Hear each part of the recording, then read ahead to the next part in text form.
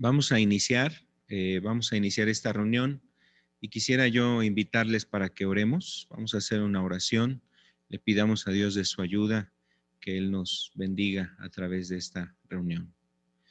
Amado Padre, gracias te damos en el nombre de Jesús, agradecemos la oportunidad de estar juntos, agradecemos, Señor amado, que nos cuidas, que nos permites podernos acercar a ti, que nos das de tu bendición en este día. Seguramente, Señor, en todas las cosas que hemos podido llevar a cabo, tu gracia, Señor, es la que nos ha favorecido hasta este día. Gracias por cuidar, Señor, de nuestra vida, de nuestra salud. Rogamos que sigas interviniendo, Señor, en nuestra vida. Y pedimos sobre todo, Señor, que también tu palabra sea lumbrera a nuestro camino, que esté alumbrando nuestros pasos, que sea esa antorcha, Señor, que alumbra en el lugar oscuro. Sea tu palabra, Señor, la que nos ayude a saber hacia dónde encaminar nuestras vidas. Hoy a través de tu palabra, háblanos. Pedimos en el nombre de Jesús, de tu gracia. Amén y amén. Quisiera iniciar este estudio. Vamos a tener un estudio que tiene como título el mensaje que predicó Jesús. Ese es el título de este estudio. Lo vamos a dividir en dos partes. Es un estudio un poquito más extenso. Inclusive la primera parte es un poco extensa. Viene mucha información. Es mucha información la que tenemos aquí en este estudio, pero yo le pido que el propósito no es realmente memorizar todas las cosas que vamos a estar aquí observando. Si usted quisiera, como le decía hace un momento, tener el audio de esta enseñanza para recordar algo, repasar alguno de los puntos, se lo podemos facilitar. Y bueno, el propósito es solamente tener un panorama de algunos errores en los que se ha caído precisamente en el estudio de las escrituras. Este mensaje, como aparece aquí en la pantalla, el título del mensaje del día de hoy es El mensaje que predicó Cristo. Como les decía, lo vamos a ver en dos partes. Esta primera parte está más enfocada a ver los errores que se han interpretado, las interpretaciones erróneas que ha habido sobre ciertas porciones de la Escritura. Es un panorama nada más, realmente de cada uno de los temas que podríamos abordar en este mensaje. Se puede hacer un estudio muy particular de cada uno de los temas, de los errores que vamos a estar comentando en un instante más. Pero precisamente los queremos exponer para que nosotros tengamos claridad y tengamos claridad de que son errores doctrinales y que podamos ver realmente lo que sí nos habla la Escritura. Para esto quisiera yo leer dos textos de la Escritura. Uno de ellos está en el Evangelio de Marcos. Ese texto no aparece aquí en las diapositivas, pero seguramente lo tenemos ahí en nuestras Biblias. En Marcos capítulo 1, quiero leerle lo que dice aquí en el verso 14 y el verso 15. Es precisamente el momento en que Jesús está iniciando su ministerio. En el Evangelio de Marcos, capítulo 1, verso 14 y verso 15, dice así: Después que Juan fue encarcelado, Jesús vino a Galilea predicando el evangelio del reino de Dios, diciendo: el tiempo se ha cumplido y el reino de Dios se ha acercado. Arrepentíos y creed en el evangelio. Vuelvo a leer esta última parte, el verso 15 dice: el tiempo se ha cumplido y el reino de Dios se ha acercado. Arrepentíos y creed en el evangelio. Solamente a manera de introducción, este texto ya nos dice precisamente qué mensaje es el que estaba predicando el Señor Jesucristo. ¿Qué mensaje fue lo que él predicó? Es un versículo particular donde nos dice el mensaje que predicó el Señor Jesucristo. Y bueno, en esta serie de estudios vamos a estar abordando la primera parte que tiene que ver con el arrepentimiento y la segunda parte que tiene que ver con el creer. Pero para ello es importante también hablar de estos errores doctrinales que ha habido respecto a cómo orientar o guiar a una persona a la salvación. Vamos a estar teniendo presente precisamente cómo es que Jesús predicaba el Evangelio con el propósito de que las personas encontraran la salvación. Sin embargo, ahora podríamos pensar que se predican muchos evangelios o se habla de muchos evangelios, de diferentes maneras se predica a lo que le llaman evangelio y a veces no nos dirige realmente a la salvación. Entonces vamos a entender precisamente por qué causa los evangelios que se han predicado no nos dirigen a la salvación. Esa es la idea y el propósito de este estudio. Quisiera pasar a la siguiente diapositiva, la diapositiva número 2. Aquí viene la cita que nos habla Romanos capítulo 1, verso 16. Romanos 1, 16 nos dice lo siguiente: porque no me avergüenzo del evangelio, porque es poder de Dios para salvación a todo aquel que cree, al judío primeramente y también al griego. Entonces, aquí Dios en su palabra nos está refiriendo, amados hermanos, amigos, Dios nos está refiriendo cuál es el propósito del evangelio. El propósito del evangelio es la salvación, traer la salvación, llevarnos a la salvación. El evangelio nos anuncia qué tenemos que hacer para encontrar la salvación. Ese es el objetivo en los evangelios, en el evangelio, ese es el propósito. Y Dios quiere que nosotros podamos precisamente comprender esto, que podamos entender que Dios busca nuestra salvación. ¿Sí? Entonces, al Dios buscar nuestra salvación, precisamente nos ha dejado esto que la Escritura nos dice aquí en Romanos 1:16. El Evangelio es poder de Dios para salvación. Es poder de Dios para salvación a todo aquel que cree. Entonces, pasamos a la siguiente diapositiva. Aquí quiero que veamos juntamente este concepto, la salvación. ¿Qué es la salvación? Bueno, tanto en el Antiguo como en el Nuevo Testamento está centrado este concepto, el concepto de la salvación. ¿Por qué? Porque está basado sobre el hecho de que el hombre está totalmente arruinado a causa del pecado. El hombre está en una ruina, decirlo en un sentido moral, espiritual, y aún esa ruina también lo afectó físicamente. Dice que por causa del pecado vino la muerte, lo cual no estaba en el plan de Dios. La muerte no estaba en el plan original de Dios, y el pecado, cuando el hombre cometió el pecado, vino la muerte. Entonces, no solamente fue afectado moralmente, espiritualmente, sino aún hasta físicamente, ¿no? Fue afectada la vida del hombre. Entonces, a través del Evangelio, nosotros a través del Evangelio que nos revela Dios en su palabra, Dios busca que arreglemos nuestro estado. Entonces, el hombre está totalmente arruinado por el pecado, por ello mismo, destinado a la muerte y a la perdición eterna. El hombre está destinado a la muerte y a la perdición eterna. Tiene necesidad de ser rescatado y salvado mediante la intervención de un Salvador divino. Entonces, la salvación es algo que no está en el poder humano. El hombre no se puede salvar a sí mismo. La religión no nos puede salvar. Me refiero, cuando digo religión, me estoy refiriendo al hecho de pensar que yo, por ser miembro de una religión, por ser, no sé, judío, por ser quizás musulmán, hinduista, aún por decir que yo soy cristiano, solamente por el nombre, eso no me da una salvación. Vamos a entender qué es lo que Dios nos pide para encontrar la salvación.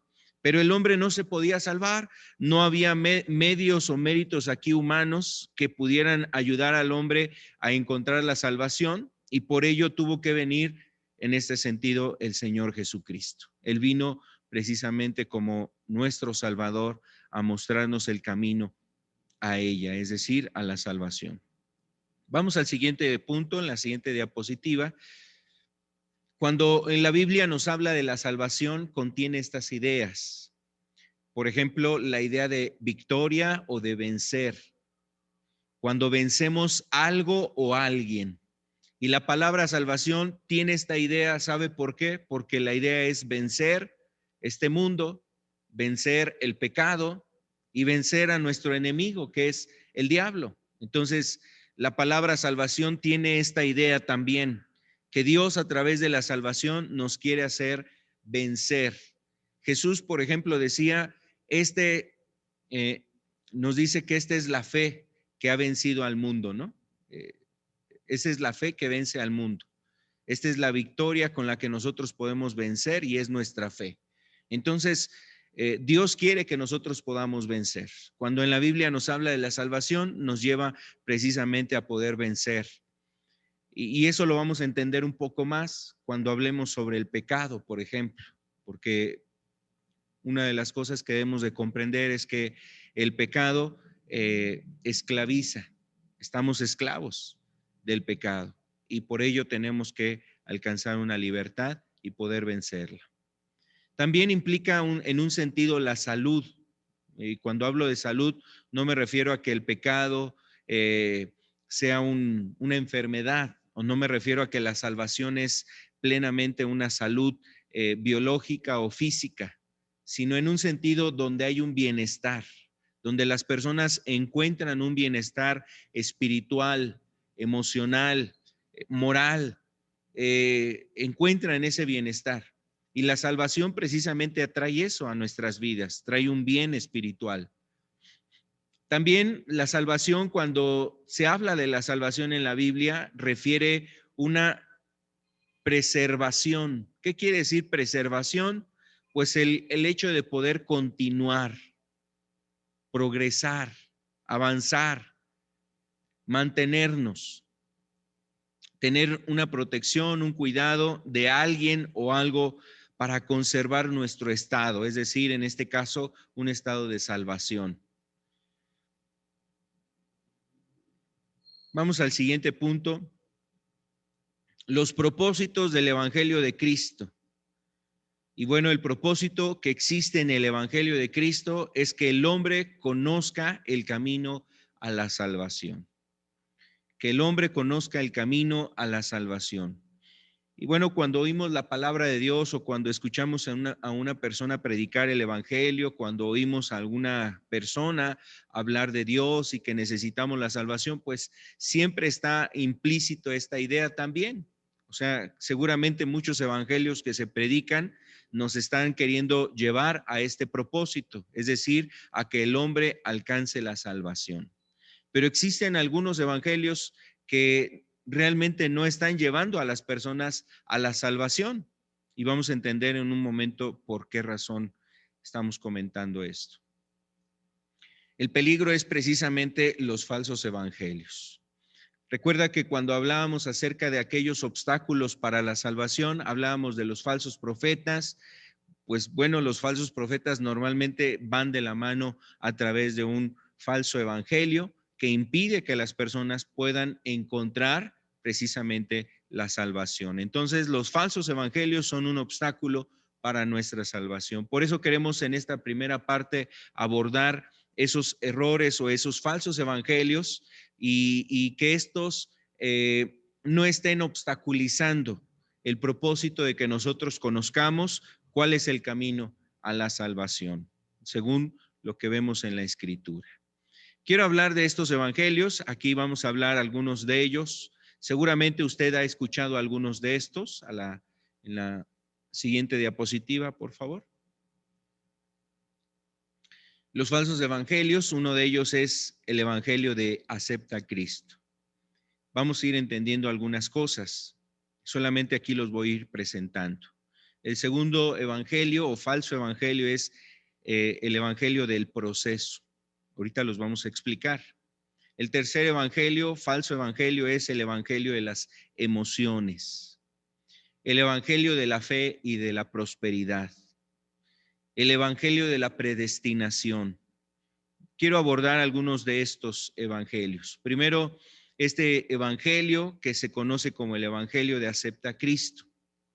Seguramente usted ha oído a través de alguna estudio, en alguna reunión, en algún pastor, ha escuchado acerca de una invitación donde el pastor hace ese llamado para que personas quieran repetir una oración que es conocida precisamente como la oración de acepta a Cristo.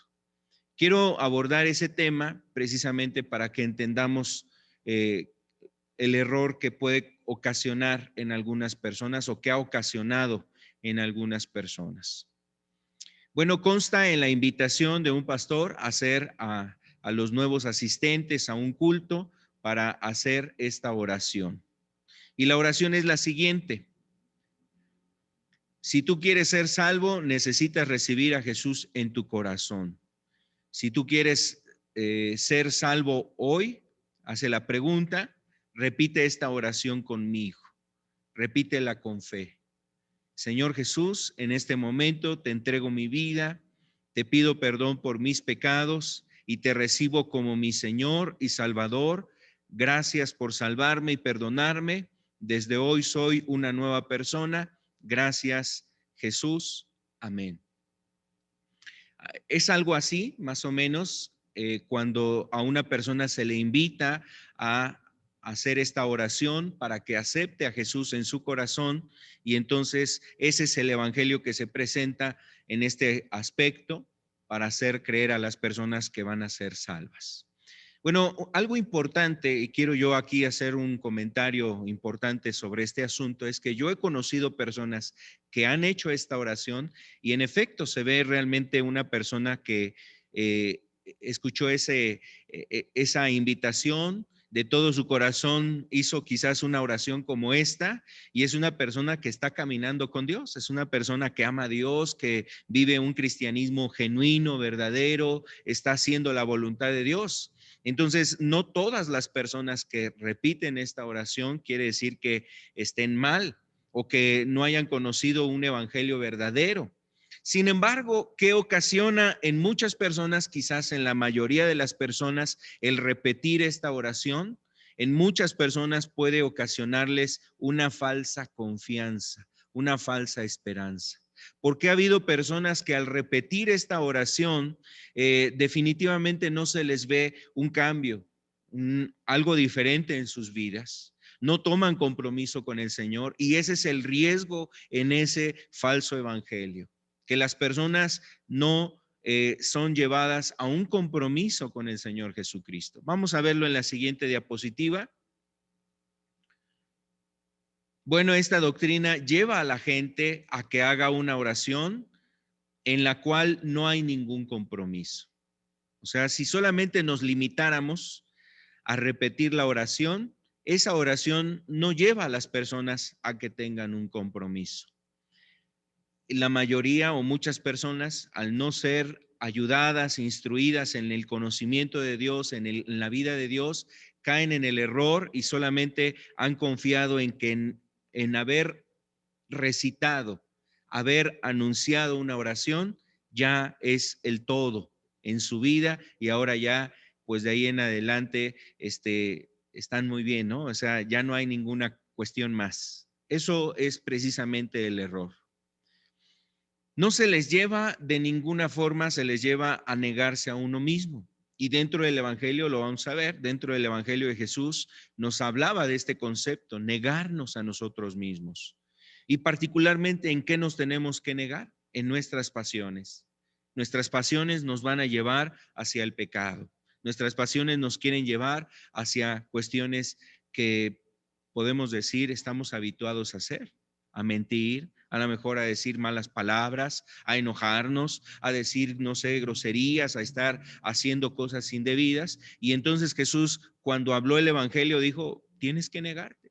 El que no viene en pos de mí, el que no se niega a sí mismo y viene en pos de mí, no puede ser mi discípulo.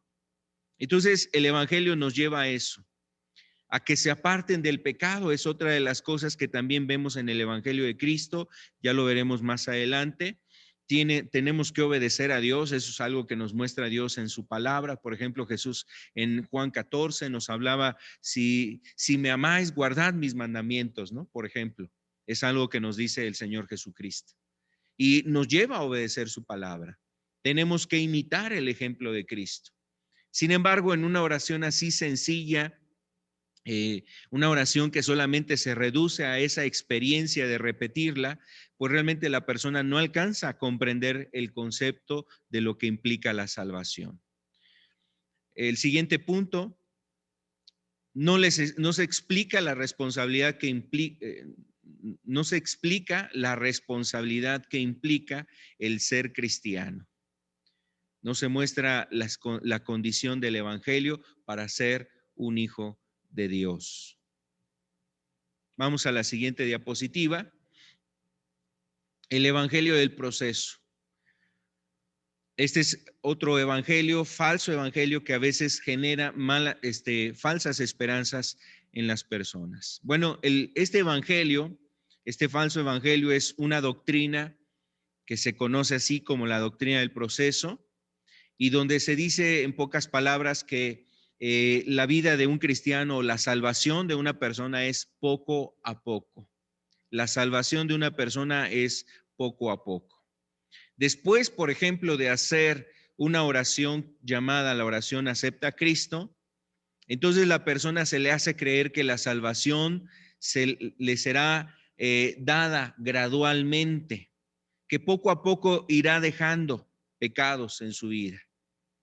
Y bueno, muchas personas que abrazan este tipo de doctrina, de enseñanza, de falso evangelio, llevan mucho tiempo en ese proceso, queriendo abandonar pecados y no han podido ser libertados de esos pecados porque han creído que es poco a poco. Y a veces eso es como un consuelo, sobre todo cuando una persona ha caído en un pecado, sabe que eso estuvo mal y entonces en vez de arrepentirse dice, bueno, es que es un proceso, es que es poco a poco. Y entonces la persona empieza a justificar sus acciones y piensa que gradualmente lo podrá ir dejando. Cuando más bien si alguien cayó, Dios nos pide que nos arrepintamos y entonces ahí en ese arrepentimiento puede ser el momento para que esa persona tome el compromiso, tome la decisión de abandonar el pecado. Desafortunadamente, muchas personas que abrazan esta doctrina ha sido pues como el medio que les ayuda a justificarse para no abandonar prácticas, pecados, acciones que están destruyendo su vida y que obviamente no les hacen crecer espiritualmente ni avanzar espiritualmente. Están atorados, están en un fango, están en un pantano, están ahí atorados en una prisión, en una cadena que necesita ser rota, pero es rota solamente hasta el momento en que nosotros tomamos en cuenta el verdadero evangelio de Dios y desechamos estas cosas que nos estorban y nos impiden avanzar en nuestra vida, en nuestra salvación. Las frases comunes en esta doctrina del proceso es, por ejemplo, soy salvo por cuanto yo hice la oración, soy salvo, pero voy en mi proceso. Soy salvo, pero estoy en mi proceso. No es de la noche a la mañana. Así lo refieren algunas personas. Hermano, no es de la noche a la mañana. Y es cierto, o sea, yo creo que para algunas personas la salvación puede ser en un instante, que las personas toman un compromiso y empiezan a hacer esos cambios en su vida y se manifiestan esos cambios. A otros les puede costar un poco más, pero reitero, este tipo de falso evangelio a veces lleva a las personas a abrigarse para justificar conductas y llevan así mucho tiempo sin poder realmente avanzar en su vida espiritual. El siguiente punto, Dios va a ir haciendo la obra en mí, hermano. Dios irá haciendo la obra en mí. Y sí, o sea, la verdad es que Dios es el que hace la obra, pero no podemos limitar el poder que Dios tiene para también cambiar nuestras vidas y transformarnos cuando ve nuestro corazón y nuestra disposición y nuestro deseo de encontrar esa salvación. Otro justificante es, no soy perfecto, estoy en el proceso. Y bueno, aquí es importante referir que cuando la Biblia nos habla de arrepentimiento, de abandonar el pecado, de cambiar, de tomar compromiso, de negarnos a nosotros mismos, de aborrecer el pecado, cuando oímos este tipo de cosas al escuchar el Evangelio, no se está haciendo un llamado a ser perfectos. El Evangelio en este sentido no está estableciendo la perfección para alcanzar la salvación. En ningún texto tú observas que el estándar es ser perfecto para poder ser salvo. Pero la Escritura sí nos establece dos condiciones: arrepentimiento y fe, para que el hombre pueda encontrar la salvación. Cuando hablemos del arrepentimiento, vamos a entender un poco más precisamente lo que implica ese llamado. Entonces, otra frase es poco a poco. No seas legalista, hermano. A veces cuando a alguien se le hace referencia sobre que es necesario arrepentirse, abandonar los pecados, tienes que cambiar en tu vida, entonces la persona dice, no, es que ese hermano es muy legalista. Ese hermano es muy perfeccionista, es un legalista. No, no es ese el propósito. El Evangelio nos lleva a una vida de santidad. El Evangelio quiere que nosotros alcancemos la salvación, y la salvación también implica que nosotros estemos alcanzando y buscando santidad en nuestra vida. Otro evangelio que también estorba para que la salvación venga a nosotros es el evangelio de las emociones. Nosotros referimos del evangelio de las emociones como la doctrina o aquellas enseñanzas, reuniones o centros de culto donde el tema central es todo aquello que sea fuente de emociones, todo aquello que sea fuente de emociones a través de ese culto. Se conjugan, por ejemplo, elementos como la alabanza, testimonios de salvación, testimonios de experiencias sobrenaturales, llámese algunas visiones, sueños, revelaciones, sanidades, etcétera. El fin de esas reuniones, de todas las personas que están ahí, es que sean guiadas por las emociones más que por un culto racional. Ahora, nosotros aquí quiero hacer una aclaración.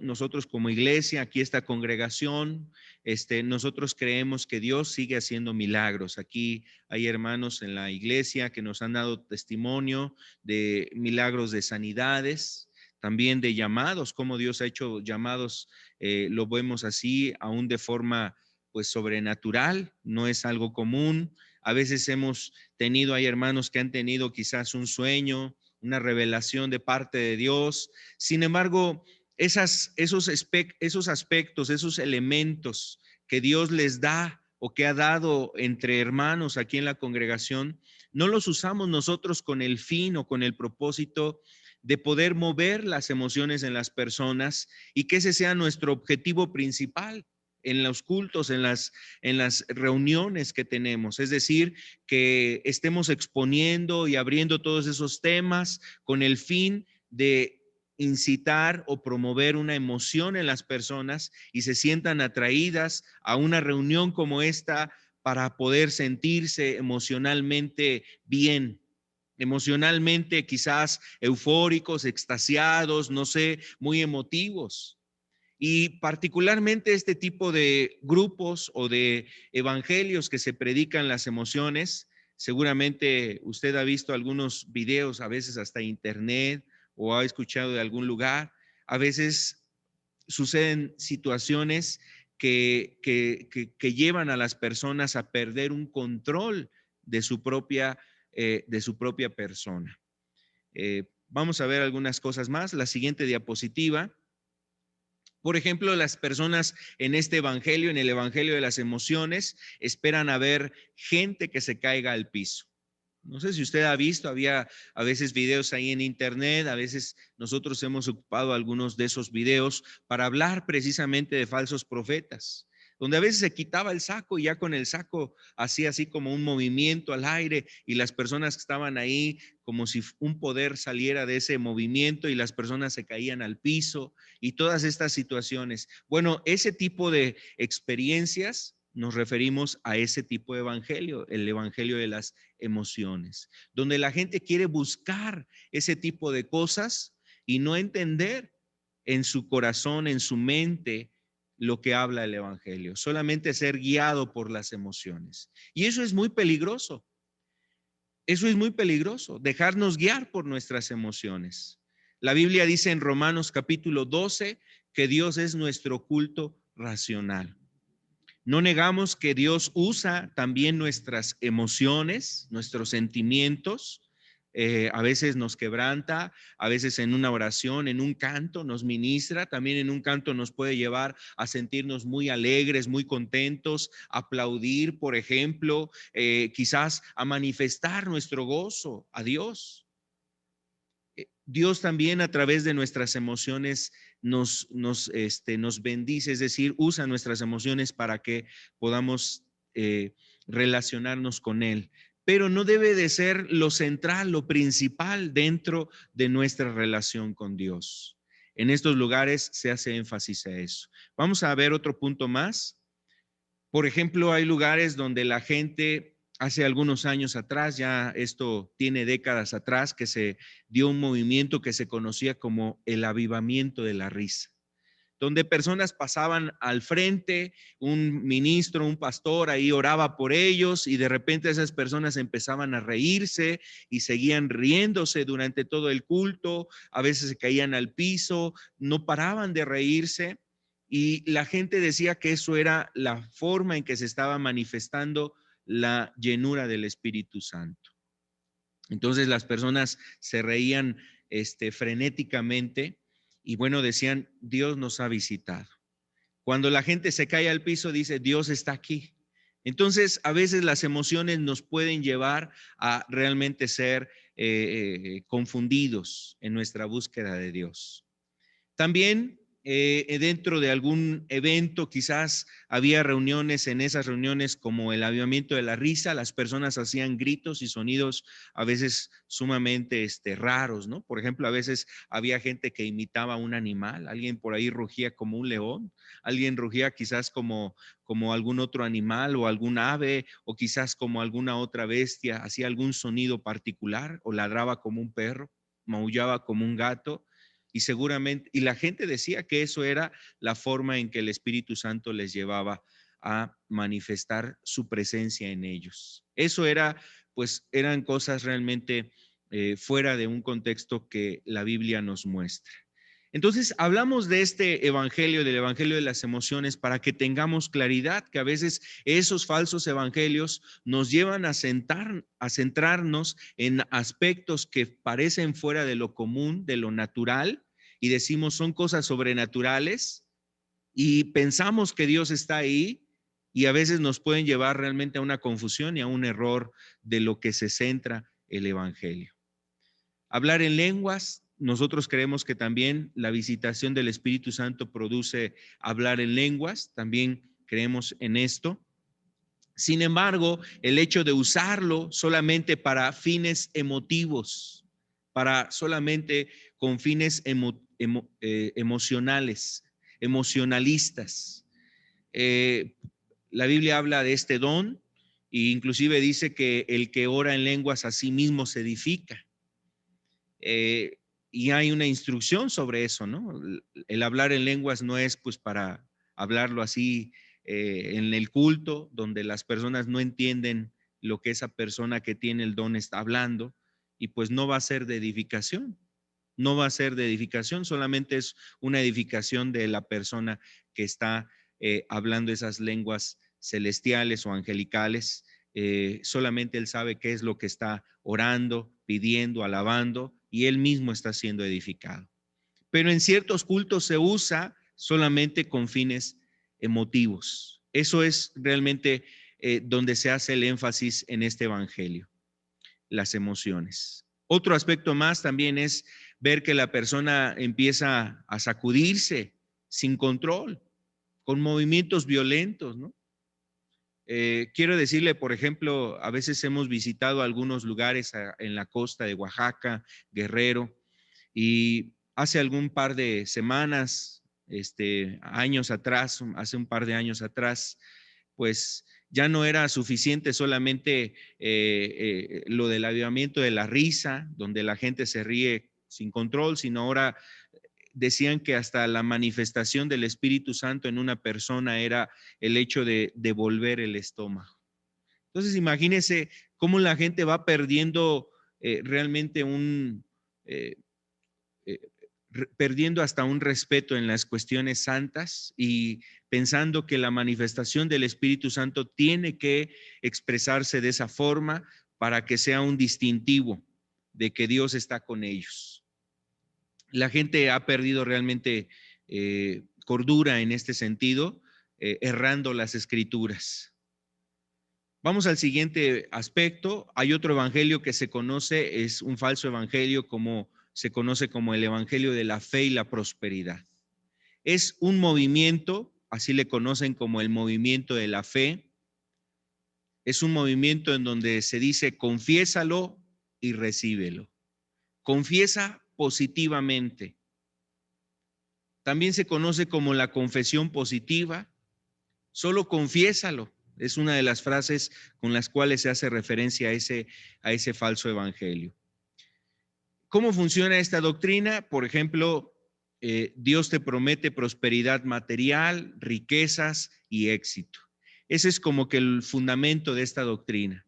Tú naciste para ser rico. Dios quiere que tú seas exitoso. Dios quiere que tú seas una persona próspera. En eso se centran estos evangelios, particularmente este evangelio. La fe, según la doctrina de este movimiento, la fe es el medio por el cual tú alcanzas esa prosperidad. O sea, por fe vas a recibir la riqueza. Por fe vas a alcanzar tus propósitos, tus éxitos, tus metas. Ese es el fin en estos lugares.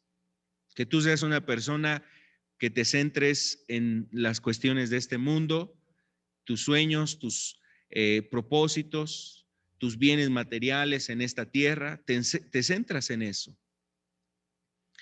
¿Cómo funciona esta doctrina? Bueno, pues por el uso de ciertos métodos como la confesión positiva, la visualización, donde a la gente se le dice, mira, imagínate esto, piensa en eso que quieres alcanzar en 3 años, en 1 año, en tantos meses, visualízalo. Ponlo en tus pensamientos, trázate esa meta, que te sea un propósito, un objetivo. Y no se usa realmente como un fin de que la persona crezca en el sentido espiritual, sino más bien se usa para que alcance sus objetivos materiales.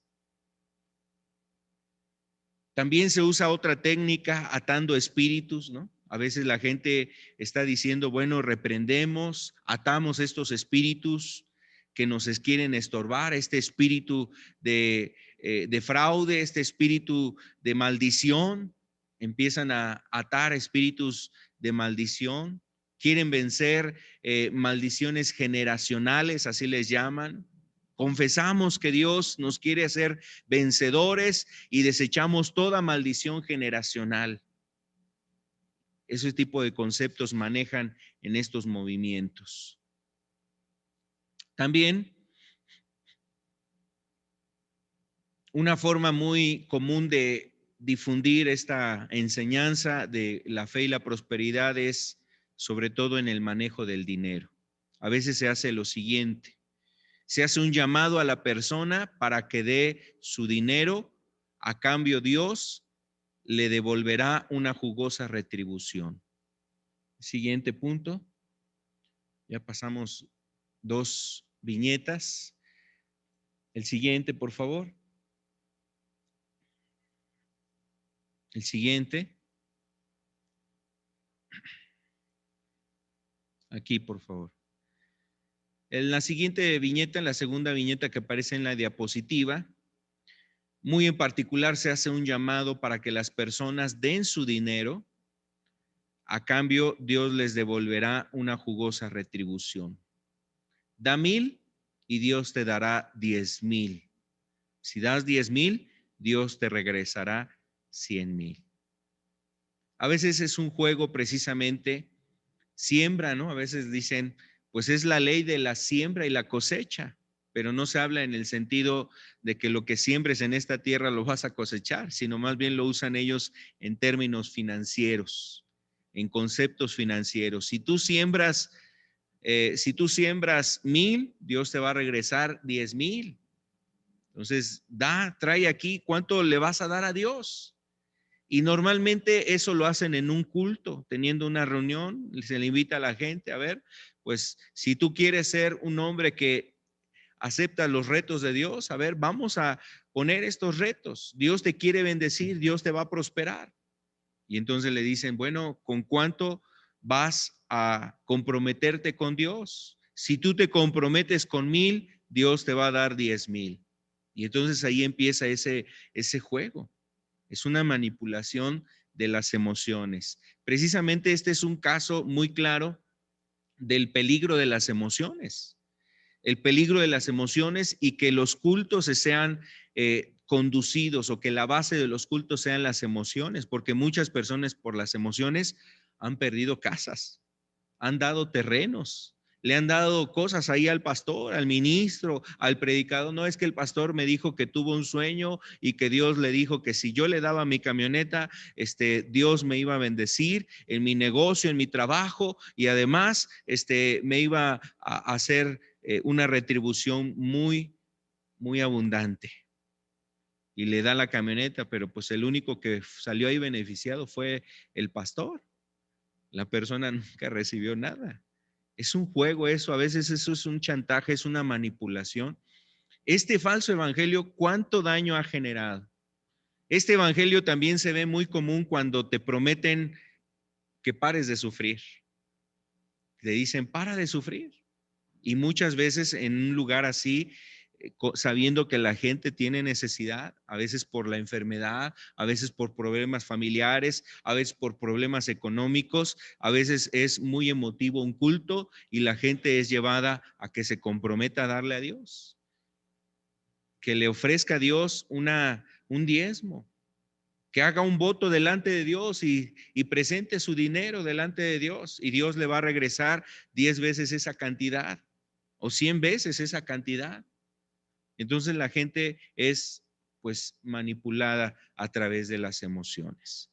Bueno, los únicos que salen ricos en ese lugar son los ministros y los que acompañan ese ministerio, un ministerio, por cierto, fraudulento, que solamente ha ocasionado que muchas personas sean lastimadas, dañadas, y a veces la gente que ha sido dañada, pues ya ni siquiera quiere buscar a Dios porque ha sido defraudada en lugares así, porque el pastor les pidió cosas, porque dieron dinero, bienes personales, a veces hasta terrenos han donado a gentes, porque consideran que eso era la voluntad de Dios, y entonces la gente, me refiero a esos falsos profetas, ministros, les han engañado, los han defraudado.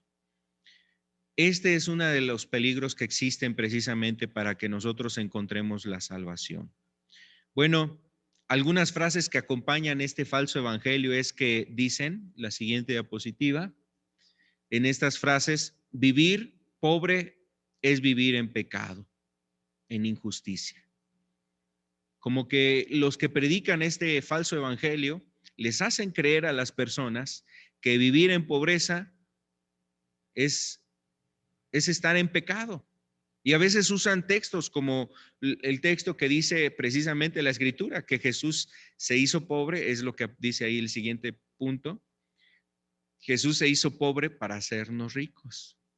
Es una malinterpretación de ese texto porque no está hablando en términos económicos, no está hablando en términos materiales, está hablando en un sentido de que Jesús dejó toda su gloria, tomó una condición humilde no solamente por decirlo así, dice la Escritura, no tenía ni siquiera dónde recostar su cabeza, eh, eh, humilde en su conducta, en su vivir, en su forma de ser, pero para que nosotros pudiéramos alcanzar la salvación, para que fuéramos bendecidos con con la mayor de las bendiciones que Dios quiere darnos, y es la salvación.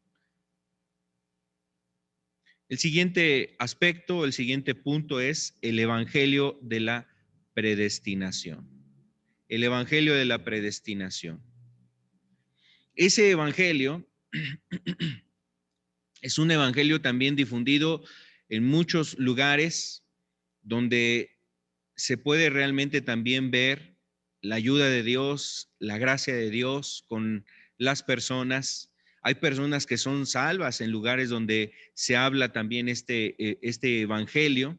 Sin embargo, a veces este evangelio, cuando no se comprende bien, cuando no se entiende bien lo que quieren transmitir, muchas personas lo han usado para poder caer en un engaño. Vamos a verlo ahorita en esta explicación.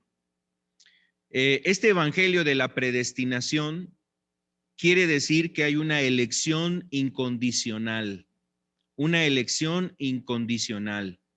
Es la doctrina que declara que Dios escoge desde antes de la fundación del mundo, según lo que dice Efesios 1 del verso 4 al 8. Quiero leer esa cita para que podamos nosotros tener la idea de lo que dice ese pasaje. En Efesios capítulo 1,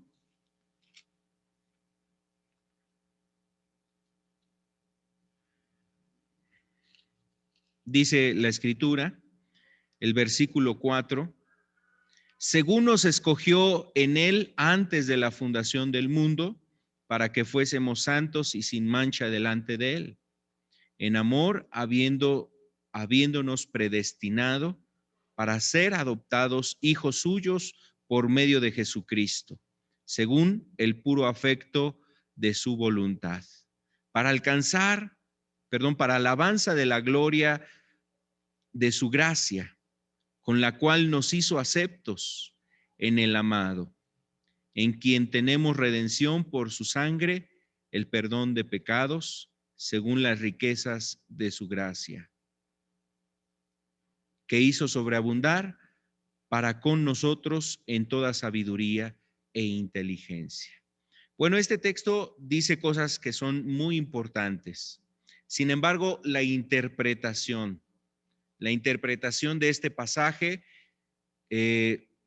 puede hacer creer a algunas personas, lo que ha llevado a acuñarse en esta doctrina que se conoce como la predestinación. Y bueno, lo quiero explicar. Aquellos de los cuales Dios se place a fin de traerlos al conocimiento de sí mismo. Esto es, no está basado en ningún mérito de los elegidos. O sea, Dios escoge a las personas no por los méritos que ellos poseen. Y eso es cierto. Ni basado en el preconocimiento de Dios para describir quién va a aceptar su oferta del evangelio. Dios ha elegido basado única y solamente por el consejo de su propia voluntad, algunos para vida eterna y otros para condenación. Es decir, esta doctrina hace creer a muchas personas que Dios es el que ha tomado la decisión de quiénes son ya elegidos, y como dice aquí el texto, unos van a ser elegidos para salvación, para vida eterna, y otros han sido elegidos para condenación. Esa doctrina pues hace pensar que Dios como que no nos da alternativa.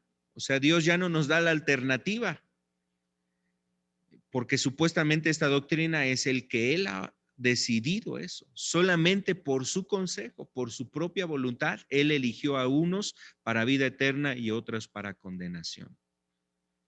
Entonces, eso genera confusión.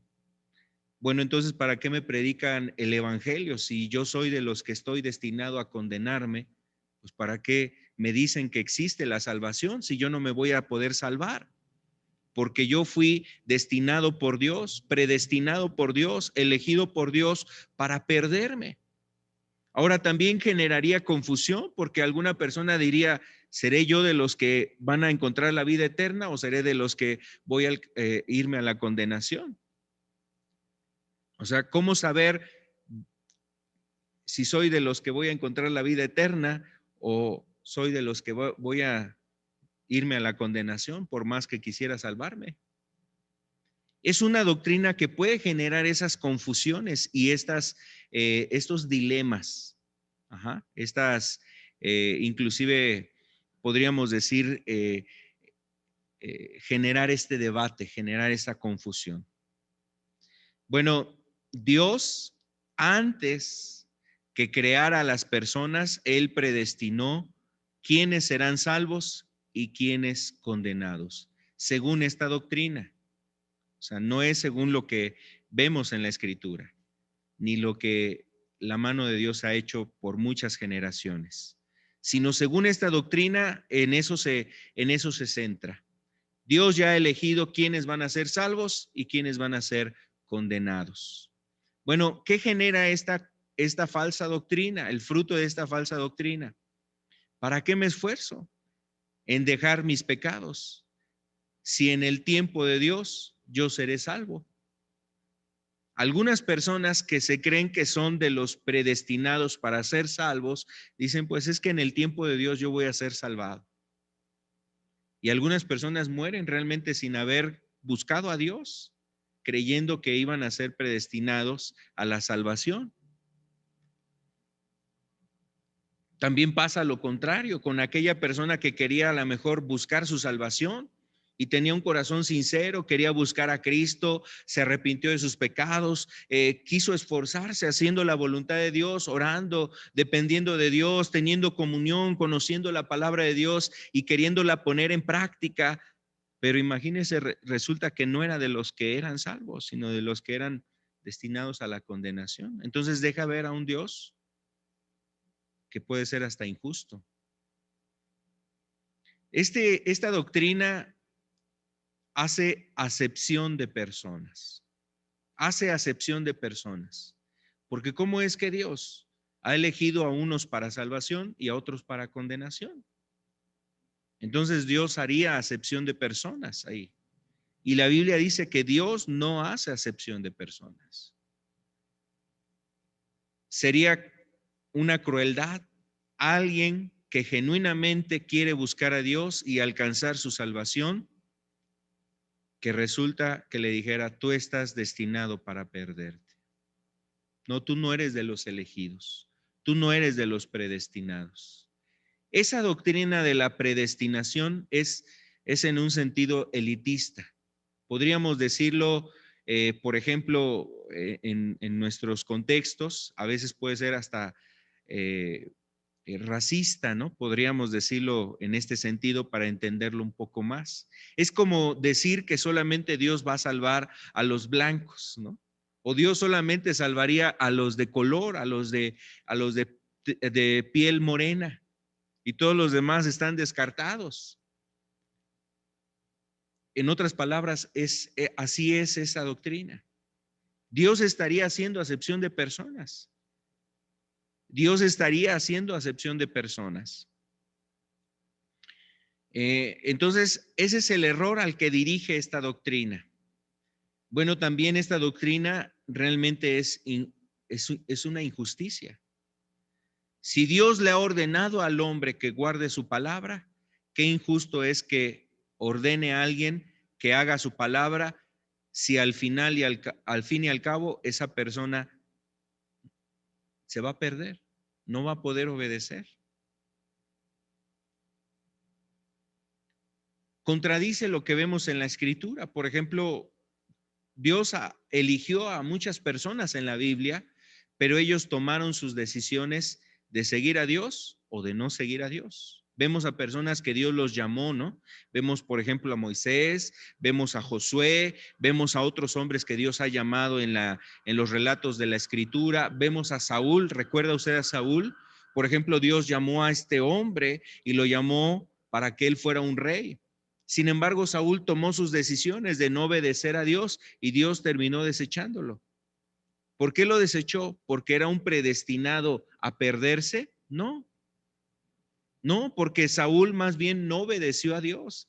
Y cuando usted lee ese pasaje ahí en 1 Samuel 15, deja ver cómo Dios lo desecha, no porque era un predestinado a perderse, sino porque era una persona que no había seguido la voluntad de Dios. Vemos el caso de Judas. Fue otro hombre que Dios llamó. Jesús se pasó toda una noche, recuerda, cuando dice que iba a elegir a los 12 apóstoles, toda una noche orando para elegir a los que estarían con él y serían sus apóstoles. Serían sus apóstoles. ¿Se equivocó el maestro al elegir a Judas? ¿Era un predestinado a la perdición? No. Judas tenía la misma opción que todos los demás. Sin embargo, Judas decidió apartarse de la voluntad de Dios. Entonces, por los propios hechos de Judas, por sus propios hechos, Judas fue condenado. Bueno, este aspecto quizás es una doctrina un poquito que necesita también ser profundizada un poco más. Solamente quiero dejar este panorama. Esta doctrina genera esa confusión. Es una falsa doctrina que a veces a las personas les lleva a creer que siendo de los predestinados a salvarse, entonces ellos dicen, la salvación no se pierde. La salvación no se pierde. Esta doctrina también es conocida como salvo, siempre salvo. Es decir, una persona que quizás hizo una oración, aceptó a Cristo en su corazón, es una persona que dice, estoy en mi proceso, hermano, es poco a poco, yo estoy aquí en el culto, en la reunión, ya sirvo, ya ministro, ya predico la palabra de Dios, Dios ha actuado en mi vida, etcétera. Y quizás en algún tiempo algunas personas se apartan de las cosas de la iglesia, se apartan de la vida cristiana. Y hay personas que dicen, hermano, es que no importa ahorita cómo estoy yo. Sí, es cierto, ya dejé la iglesia, no he ido a los cultos, he tenido unos tropiezos, he caído en estas cosas, he dejado realmente de orar, de hacer las cosas de Dios, pero hermano, acuérdese que una vez salvo, siempre se salvo. ¿Y por qué piensan eso? Porque dicen, es que yo soy de los predestinados. Y no importa ahorita cómo esté, hermano. No importa que ahorita yo esté lejos del camino del Señor. El Señor en su momento me va a traer nuevamente a su camino. Bueno, esa doctrina a veces nos lleva a rechazar el llamado que sí vemos en la Escritura. El llamado que Dios hace en la Escritura es al arrepentimiento. Por ejemplo, vemos a personas que se llegaron a apartar del camino e inmediatamente el llamado que Dios les hizo es arrepentirse. Vemos, por ejemplo, a David. David era un hombre que fue llamado, estaba haciendo la voluntad de Dios, cayó en el pecado, se empezó a desviar, pero el llamado de Dios fue a que se arrepintiera. Y él escribe 2 salmos muy importantes de su arrepentimiento. Uno de ellos es el Salmo 31 y otro salmo también en el Salmo 51, si no mal recuerdo. Dios está hablando precisamente a él y lo toca, lo convence y nuevamente es llevado a un arrepentimiento. Otro caso lo vemos en el mensaje a las iglesias, ¿no? En Apocalipsis. Dios llama a las iglesias que estaban mal a que se arrepintieran. Ellos no podían decir, pero pues somos de los elegidos, somos de los predestinados. Pero es que Dios nos ha elegido para salvación y vida eterna. No podían confiarse en eso. Dios les estaba haciendo un llamado a que se arrepintieran y se acercaran a Dios. Bueno, vamos a pasar al siguiente punto. Los errores de esta doctrina es que una vez salvo, siempre se es salvo. Así es la idea con la que se piensa en esta doctrina. Se interpreta mal la gracia de Dios. La gracia de Dios se interpreta como una indulgencia. Es decir, una frase es, hermano, es que es por fe y no por obras. La salvación es por gracia, no por obras. Y es cierto, la salvación es por gracia, no por obras. Pero la gente que abraza la doctrina de la predestinación siente que la gracia de Dios le permite vivir todavía en el pecado. Que no importa si está en el pecado. Es que ya no me ve Dios a mí, sino que ve a Cristo en mí. Y entonces hay una falsa gracia. Ya no estamos bajo la ley, estamos bajo la gracia. Así lo conciben, ¿no? Por lo cual, pues no importa si guardo este mandamiento o no lo guardo, estoy en la gracia. Entonces lleva a esos errores, esta doctrina. Y bueno, hay otra doctrina más en esta otro error en esta doctrina es la inhabilidad. La inhabilidad quiere decir no se puede vivir en santidad, no se puede dejar el pecado, no se puede dejar de pecar, no se puede guardar los mandamientos de Dios, no se puede arrepentir la persona. Entonces, amados, estos errores doctrinales realmente nos alejan del plan de Dios, que es el que nosotros encontremos la salvación. Aquí quisiera dejar el estudio, pero solamente para terminar, le reitero, pues no, el propósito no es que usted conozca o se memorice estas doctrinas, sino solamente es dar un panorama y si alguno de ustedes habría escuchado estas doctrinas, había escuchado estos evangelios, estos comentarios, yo le invito a que esos comentarios sean quitados de nuestros corazones y que demos cavidad a lo que Dios nos quiere hablar a través de su palabra, lo que Dios sí nos habla en la escritura. Quisiera dejar aquí el estudio. La siguiente semana vamos a ver, ahora sí, entrar de lleno al mensaje que predicó Jesús y lo vamos a estar observando. Pero para terminar, quisiera solamente que regresáramos a ver la segunda diapositiva, donde está el texto de Romanos capítulo 1, verso 16. Romanos 1:16 nos dice aquí la escritura lo siguiente, porque no me avergüenzo del evangelio.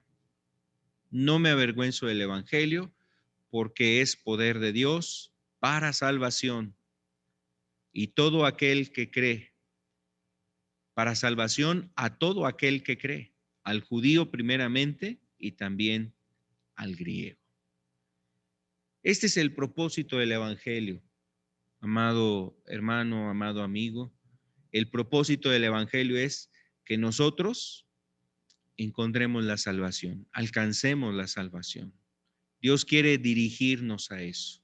Por eso necesitamos conocer el evangelio que predicó el Señor Jesucristo. Y con el favor de Dios lo vamos a ver la siguiente semana.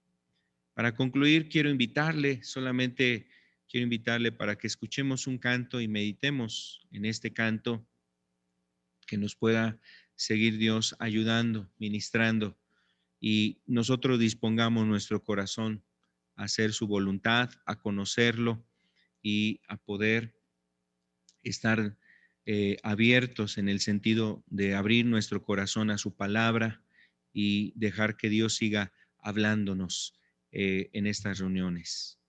Entonces, vamos a tener un momento, podemos cerrar nuestros ojos, podemos inclinar nuestra cabeza y vamos a orar y darle gracias al Señor. Gracias, Padre. Gracias porque tú eres bueno, Señor.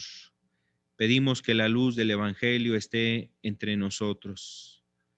Solo tú puedes hacer, Señor, maravillas y milagros en estos tiempos. Necesitamos que tu palabra, Señor, llegue a nuestros corazones, alumbre nuestras vidas, entre en nuestros corazones. Ayúdanos, Señor. Queremos abrir nuestra mente y nuestro corazón a lo que tú hablas en las Escrituras. Que sea tu Santo Espíritu, Señor, apelando a nuestra razón, a nuestro entendimiento, y que a través de nuestro corazón, Señor, también el Evangelio entre, Señor, en nuestra vida. Sabemos que aún quieres ayudarnos a tener claridad de tu plan, de tu propósito. Pedimos que el Espíritu Santo, Señor, esté actuando en estos tiempos. Ayúdanos en el nombre de Cristo Jesús.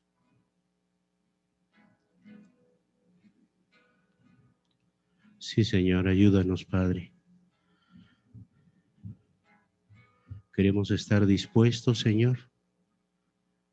Queremos disponer nuestro corazón a ti, Padre. Dispuesto está mi corazón a ti, Señor. Dispuesto está para hacer tu voluntad. No hay nada que impida el servirte, pues nada poseo en realidad. Así es, Señor. Dice tu Escritura que somos polvo, Señor. No poseemos nada delante de ti, Señor. Pero nuestro corazón, Señor, queremos disponerlo a ti, Señor. Dispuesto está mi corazón a ti, Señor. Dispuesto está para hacer tu voluntad. No hay nada que impida el servirte, pues nada poseo en realidad. Agradecido está mi corazón a ti, agradecido siempre, siempre estará.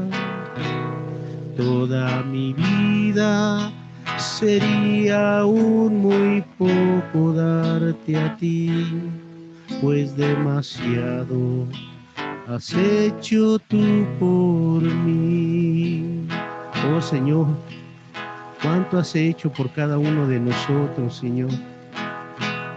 Yo viviré sirviéndote, Señor.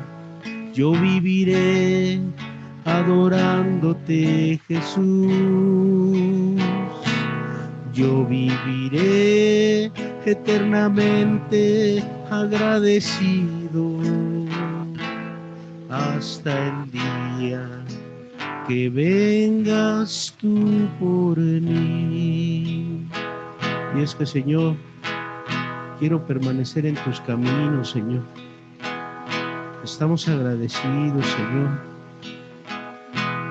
Agradecido está mi corazón a ti. Agradecido siempre, siempre estará. Toda mi vida sería aún muy poco darte a ti, pues demasiado has hecho tú por mí. Yo viviré sirviéndote, Señor, amén. Yo viviré adorándote, Jesús. Yo viviré eternamente agradecido hasta el día que vengas tú por mí. Yo viviré eternamente agradecido hasta el día que vengas tú por mí.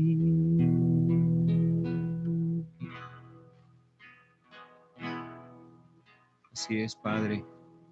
Rogamos en el nombre de Jesús que nuestro corazón esté dispuesto, Señor. Dispuesto a conocerte, dispuesto a servirte, dispuesto, Señor, a hacer tu voluntad. Revélanos tu voluntad, Señor. Háblanos a través de tu palabra. Prepara nuestros corazones para recibir tu evangelio, Señor.